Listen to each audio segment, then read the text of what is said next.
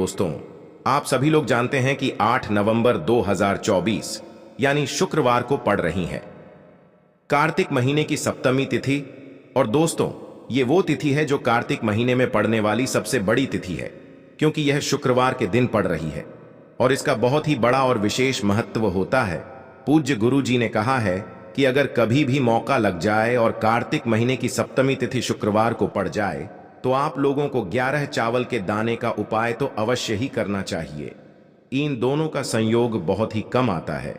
इसी के साथ मैं गुरु जी ने अपनी शिव पुराण कथा में बताया है कि इस दिन आपको 11 चावल दाने का उपाय तो आपको अवश्य ही करना चाहिए, क्योंकि ऐसा दिन पूरे साल में सिर्फ एक ही बार आता है।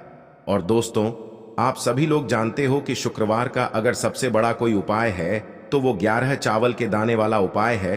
तो दोस्तों, इस शुक्रवार के दिन आप लोगों को इस 11 चावल के दाने वाले उपाय को जरूर करना है। बहुत सारे लोग होंगे जिन लोगों ने इस उपाय को ना किया हो, मतलब पूरा साल निकल गया, उन्होंने किसी भी दिन इस 11 चावल के दाने वाले उपाय को ना किया हो। पर दोस्तों, आपके पास एक आखिरी मौका बचा हुआ है जो कि 8 नवंबर के दिन है। तो इस दिन आप लोगों को इस वाले उपाय को जरूर कर लेना है, भले ही आपने पूरे महीने भर इस उपाय को ना किया हो। पर अगर आपने इस कार्तिक महीने के शुक्रवार के दिन अगर इस वाले उपाय को कर लिया तो आपको इस उपाय को करने का वो फल मिलेगा जिसकी आपने कभी कल्पना भी नहीं करी होगी। इसीलिए आप लोग इस वाले उपाय को एक बार जरूर कर लेना है, ताकि आप लोगों के हाथ से यह मौका ना जा सके और आपको इस उपाय को करने का फल मिल सके। दोस्तों, यह उपाय पंडित जी ने अपनी अभी की ही श्री शिव महापुराण की कथा में बताया है। जिस उपाय को आज हम आपको बहुत अच्छे से समझाने वाले हैं, इस वीडियो को देखने के बाद इस उपाय को समझने के लिए आपको कोई और वीडियो को देखने की जरूरत नहीं पड़ेगी। तो चलिए दोस्तों, उपाय को शुरू करते हैं। देखिए, ये इस कार्तिक महीने के शुक्रवार के दिन यह इतना खास होता है, इतना महत्वपूर्ण होता है। देखा गया है कभी कभी बड़े बड़े पूजा पाठ अनुष्ठान से जो मनोकामना पूर्ण नहीं होते, वो कार्तिक महीने के शुक्रवार सप्तमी के दिन एक छोटे से उपाय करने से ही आपकी मनोकामना पूर्ण हो जाती है। और बहुत सारे लोगों ने इस उपाय को किया भी है और उनको इस उपाय को करने का फल भी जरूर मिला है। अगर आप लोग भी इस उपाय को करना चाहते हैं तो आप इस उपाय को पहले अच्छे से समझ लेना, सुन लेना, उसके बाद करना। आपको इस उपाय का फल जरूर मिलेगा। और इस उपाय को कर लेने से आपके घर में चाहे किसी भी प्रकार की दुख और समस्या क्यों ना चल रही हो, आपको उसका कारण भी नहीं पता है कि भाई यह समस्या किस कारण से चल रही है। उसका कुछ भी कारण हो सकता है, जैसे पितृदोष हो सकता है या किसी भी तरह का मंगल दोष भी हो सकता है। तो इस दिन आप लोगों को यह वाला उपाय कर लेना है। यह एक ऐसा उपाय है जिस उपाय को अगर किसी विशेष दिन पर किया जाए तो भाई उस विशेष दिन का जो है वह तो हमें मिलता ही मिलता है, पर हमने उस दिन पर इस उपाय को किया है तो हमें उससे भी बड़ा फल मिलता है, और फल बहुत जल्दी मिलता है, क्योंकि आप इस उपाय को बहुत ही बड़े और विशेष दिन पर कर रहे हो। तो चलिए अब उपाय के बारे में बात करते हैं, लेकिन उससे पहले आप लोगों को यह जानना आवश्यक है कि आखिर यह उपाय किस समय करना है, किसको करना है और कैसे करना है। तो चलिए हम आगे आपको वीडियो में एक एक करके बता देते हैं। लेकिन उससे पहले अगर आप लोग हमारे चैनल पर पहली बार आए हैं या फिर मेरी आवाज आज पहली बार सुन रहे हैं तो हमारे चैनल को सब्सक्राइब जरूर कर लेना और इस वीडियो को लाइक करके कमेंट बॉक्स में श्री शिवाय नमस्तुभ्यम ओम नम शिवाय जरूर टाइप कर देना। तो दोस्तों, इस 11 चावल के दाने वाले उपाय को हमें इस शुक्रवार के दिन कैसे करना है, किसको करना है, किस समय करना है और कहां पर करना है, ये सारे सवालों के जवाब आपको इस वीडियो में मिल जाएंगे। और जो ये वीडियो देखेगा भाई, उसको 11 चावल के दाने वाला उपाय जरूर करना चाहिए, क्योंकि इस दिन एक चावल के दाने का भी बहुत ही बड़ा और विशेष महत्व होता है। और जब बात आ जाए 11 चावल के दाने की, तो ये सोने पे सुहागा वाली बात हो जाती है और ये एक बहुत ही बड़ा उपाय हो जाता है इस शुक्रवार सप्तमी का। तो अब दोस्तों, इस 11 चावल के दाने वाले उपाय को आखिर करना किसको है, सबसे पहले हम लोग वो बात जान लेते हैं। तो देखो, घर की जो बड़ी माताएं बहनें होती हैं, उन माताओं बहनों में से कोई भी एक बड़ी माता बहन इस वाले उपाय को कर सकती है। और दोस्तों, अगर आप चाहें तो अपने घर में से सभी सदस्यों को भी इस उपाय को करवा सकते हैं। अगर किसी व्यक्ति की खुद की कोई मनोकामना है, खुद की कोई दुख और परेशानी है जो कि वह अपने लिए ही करना चाहता है इस वाले उपाय को, तो वह खुद अपने लिए भी कर सकता है। बाकी अगर कोई घर में से ऐसा है जो कि अपने पूरे घर परिवार की सुख और शांति के लिए ये वाला उपाय करना चाहता है तो भाई वह भी कर सकता है, उसमें भी कोई दिक्कत वाली बात नहीं है। कहने का मतलब यह है कि इस उपाय को हर एक सदस्य भी कर सकता है और पूरे घर परिवार के सदस्य के लिए घर की बड़ी माताओं बहनों में से कोई एक माता बहन भी कर सकती है। माताएं बहनें अगर घर में उपस्थित न हो या वो यह वाला उपाय न कर पा रही हो तो फिर घर का कोई बड़ा सदस्य भी इस 11 चावल के दाने वाले उपाय को कर सकता है, चाहे फिर वह पुरुष ही क्यों ना हो, उसमें कोई भी दिक्कत वाली बात नहीं है। अब दोस्तों, इस 11 चावल के दाने वाले उपाय को हमें करना कहां पर है? हमें इसे शिव जी के मंदिर में जाकर करना है। बहुत सारे लोग प्रश्न करते हैं हर एक उपाय को करते समय क्या हम इस उपाय को घर पर कर सकते हैं? तो इस वाले उपाय को आप घर पर नहीं कर सकते हो। इस वाले उपाय को करने के लिए आपको शिव जी के मंदिर ही जाना पड़ेगा।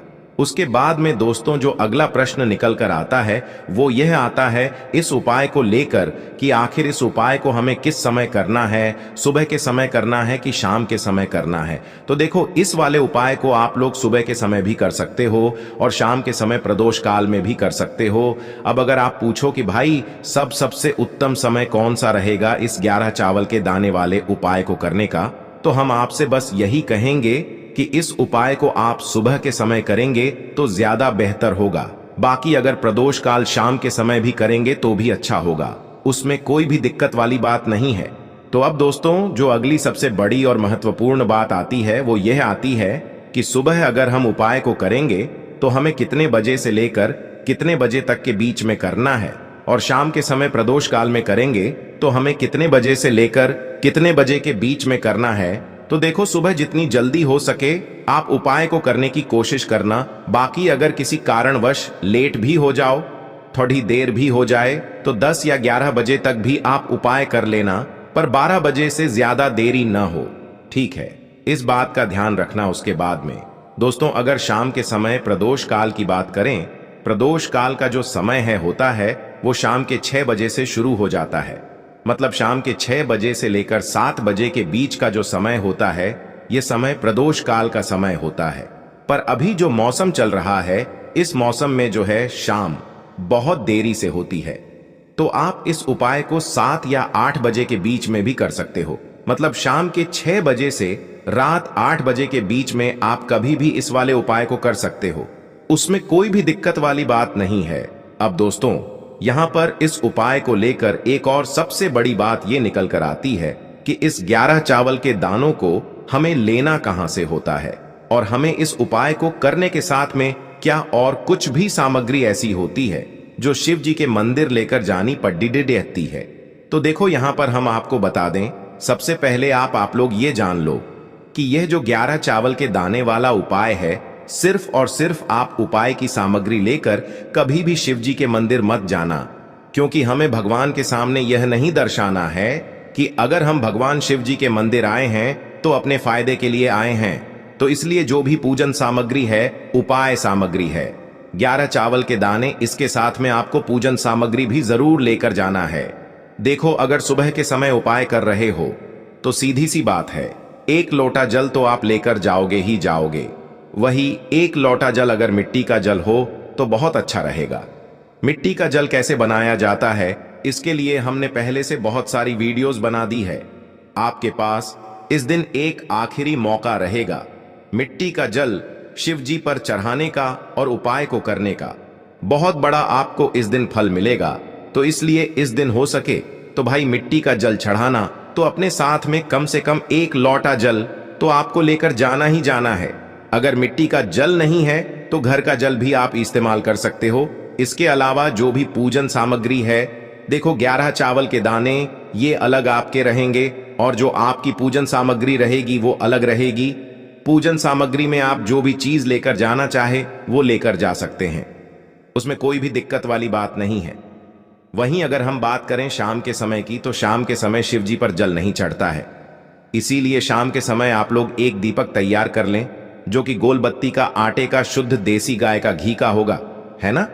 इस बात का आप लोगों को ध्यान रखना है और इस दीपक को आपको घर से जलाकर नहीं लेकर जाना है, भगवान शिव जी के मंदिर में जाकर ही जलाना है। इस बात का भी आप लोगों को ध्यान रखना है। अब दोस्तों, यहां पर हमें इस बात को समझना है कि यह 11 चावल के दाने हमें लेना कहां से है। क्या हमें दुकान से लेकर आना है, या हमें अपने घर से लेना है, या कहां से लेकर आना है, और कौन से चावल लेना है, क्योंकि चावल भी बहुत प्रकार के होते हैं। तो देखो, इन सभी सवालों के जवाब आप लोग एक बात में सुन लो कि भाई ये जो उपाय है, इस उपाय में आपको ये नहीं देखना है कि भाई कौन से चावल है, कौन से चावल नहीं है। बस जो भी चावल ले रहे हो वो चावल का दाना सबूत होना चाहिए, मतलब साबुत होना चाहिए, टूटा हुआ नहीं होना चाहिए, कटा पिटा नहीं होना चाहिए। ये बात आपको ध्यान रखना है। बाकी आपका चावल बासमती हो या सादा चावल हो या कोई सा भी चावल हो, उसमें कोई भी दिक्कत वाली बात नहीं है। तो सीधी सी बात है कि आपके घर के रसोई घर में जहां पर आप भोजन बनाते हो, वहां पर जो भी चावल आपके उपस्थित हो, उन चावलों में से अपनी एक कटोरी भर लेना या एक मुट्ठी चावल अलग से निकाल कर रख लेना, क्योंकि हम 11 चावल ही यहाँ पर इस उपाय में लेने वाले हैं। तो हमें यह चावल के दाने गिनकर निकालने पर डढ़ेंगे। इस बात का आप लोगों को ध्यान रखना है। तो अपने उस चावल की कटोरी में से या चावल में से 11 ऐसे चावल के दाने आप लोग निकाल लो जो कि टूटे हुए ना हो, कटे पिटे ना हो, जिनमें कोई दाग ना लगा हुआ हो, है ना? अच्छे साबुत चावल के दाने 11 दाने आप लोग निकाल कर रख लो और इन्हें किसी भी एक कागज की पुड़िया में या किसी एक छोटी सी कटोरी में आप लोग रख लो, ताकि यह सुरक्षित रहे। आपके एक भी चावल का दाना इधर उधर ना हो और आपका उपाय भी पूरा अच्छे से हो जाए। तो भाई, जैसे ही आपका उपाय की जो सामग्री है, 11 चावल के दाने ये तैयार हो जाते हैं, उसके बाद मैं आपको जो भी अपनी पूजन सामग्री है, सुबह के समय कर रहे हो तो 1 लोटा जल या पूजन सामग्री जो लेकर जाना चाहो उसकी भी तैयारी कर लेना। और शाम के समय जा रहे हो तो भाई अपना जो दीपक है उसे तैयार कर लेना, ठीक है? और उपाय को करते समय शुद्धता का विशेष रूप से ध्यान रखना, ठीक है? सुबह सुबह स्नान करने के बाद ही उपाय को करने की आप लोग तैयारी करना। उसके बाद अगर शाम के समय की बात करें तो शाम के समय आपको स्नान करने की जरूरत नहीं है, पर शुद्धता का ध्यान रखना है। आपको स्नान तो नहीं करेंगे, आप हाथ मुंह धोकर भी इस वाले उपाय को शाम के समय प्रदोष काल में कर सकते हैं। इसमें कोई दिक्कत वाली बात नहीं है। तो आप अपने उपाय की पूरी सामग्री तैयार करके आपके पास ही में जो आपका शिव मंदिर हो वहां पर पहुंच जाइए। सबसे पहले शिव मंदिर में जाकर आप लोगों को उपाय नहीं करना है, पहले भगवान के दर्शन करना है, भगवान से आशीर्वाद प्राप्त करना है, फिर शिव जी की शिवलिंग के पास में आना है। शिवलिंग के पास में आने के बाद आप जो पूजन सामग्री लेकर आए हुए हैं, जैसे कि सुबह गए हुए होंगे तो 1 लोटा जल और जो भी पूजन सामग्री लेकर आए हैं, आप उनसे भगवान शिव जी की पूजन कीजिए। सबसे पहले तो 1 लोटा जल ही चढ़ेगा, उसके बाद में आपकी पूजन सामग्री चढ़ेगी। उसके बाद में अगर दोस्तों शाम के समय अगर आप इस उपाय को कर रहे हो तो अपने साथ में कम से कम एक जो दीपक है गोल बाती का जो आप अपने साथ में लेकर गए हो, उस दीपक को मंदिर में जाकर अपनी माचिस से जलाना है और उस दीपक को शिवलिंग के पास में रखना है, ठीक है? इस दीपक को रखने के बाद ही आप लोगों को अपना ये वाला उपाय शुरू करना है। और दीपक को ज्यादा पास में मत रखना, वैसे भी गर्मी पड़ रही है, भगवान शिव जी को आंच नहीं लगनी चाहिए, है ना? तो भाई, जैसे ही आपकी पूजा अर्चना हो जाती है, आप भगवान शिव जी को प्रसन्न कर लेते हैं। उसके बाद में शिवलिंग के पास ही में आप कहीं पर बैठ जाइए, सामने या आसपास जिस जगह पर आपको बैठना हो वहां पर बैठ जाइए और अपने वह 11 चावल के दाने अपने सामने निकाल कर रख लीजिए, क्योंकि अब यहाँ पर उपाय को यहाँ पर करने की आपको तैयारी करना है। और इस तरीके से जब आप उपाय करेंगे, पूजन सामग्री करने के बाद, पूजन अर्चना करने के बाद, तो आपको उपाय का फल बहुत जल्दी और बहुत बढ़ा होकर मिलेगा। तो अपने 11 चावल के दाने अपने सामने निकाल कर रख लेना। और यह जो उपाय है यह आपकी सीधे हाथ की हथेली से होगा, इसलिए इस बात का भी विशेष रूप से ध्यान रखना है। तो सीधे हाथ की हथेली का प्रयोग करके ही आप लोग अपना इस वाले उपाय को करना। अपने सामने जो भी आपकी कागज की पुड्डियां है उसको खोल कर रख लो, या कटोरी है तो भाई उसे अपने सामने रख लो और अपने वह 11 चावल के दाने निकाल लो, ठीक है? उसके बाद में दोस्तों अब आपको क्या करना है कि शिवलिंग आपके सामने होगी, तो आपने वह 11 चावल के दाने एक एक करके आपको शिव जी के शिवलिंग के ऊपर चढ़ाना है। कहां पर चढ़ाना है? शिवलिंग के ऊपर चढ़ाना है और कहीं पर भी नहीं चढ़ाना है। आपको अपने हथेली से तो शिवलिंग के ऊपर चढ़ना है, भले ही फिर वो अपने आप जलाधारी पर गिर जाए या मतलब वहीं पर गिर जाए, उसमें कोई दिक्कत वाली बात नहीं है, पर आप चढ़ाओ शिवलिंग के ऊपर ही। तो आपको क्या करना है, अपना पहला चावल का दाना उठाना है, श्री शिवाय नमस्तुभ्यम बोलना है और शिवलिंग पर चढ़ा देना है। इसी तरीके से दूसरा चावल का दाना उठा है, शिवलिंग पर चढ़ाना है और मंत्र बोल देना है। और फिर तीसरा चावल का दाना उठाना है, श्री शिवाय नमस्तुभ्यम बोलना है और चढ़ा देना है।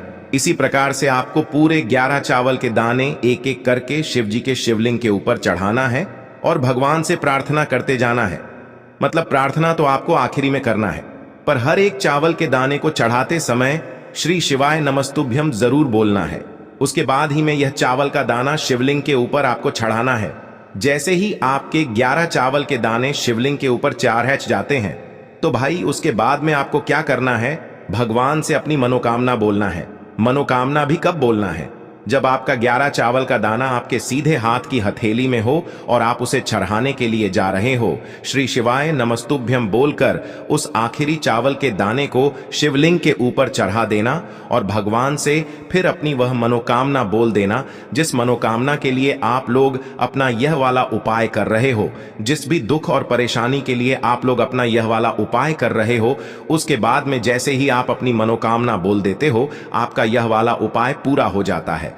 पर दोस्तों, उपाय को करने के बाद आप लोगों को 2 मिनट भगवान शिव जी के मंत्र का जाप जरूर करना है और मंत्र का जाप करने के बाद भगवान से एक और बार प्रार्थना करना है अपनी मनोकामना के लिए या अपनी जो भी दुख और परेशानी है उसके लिए। इसके बाद में आप लोग भगवान को देखकर, भगवान से प्रार्थना करके, उनसे आशीर्वाद लेकर वहां से उठ सकते हैं और अपने घर पर जा सकते हैं। बस दोस्तों, यहां पर यह वाला उपाय पूरा हो जाता है। इस तरीके से जो भी व्यक्ति छोटी छोटी चीजों का ध्यान रखते हुए इस 11 चावल के दाने वाले उपाय को करेगा, निश्चित सी बात है उसे उसकी मनोकामना जल्द ही पूर्ण होगी और जो भी दुख और परेशानी है वो भी बहुत ही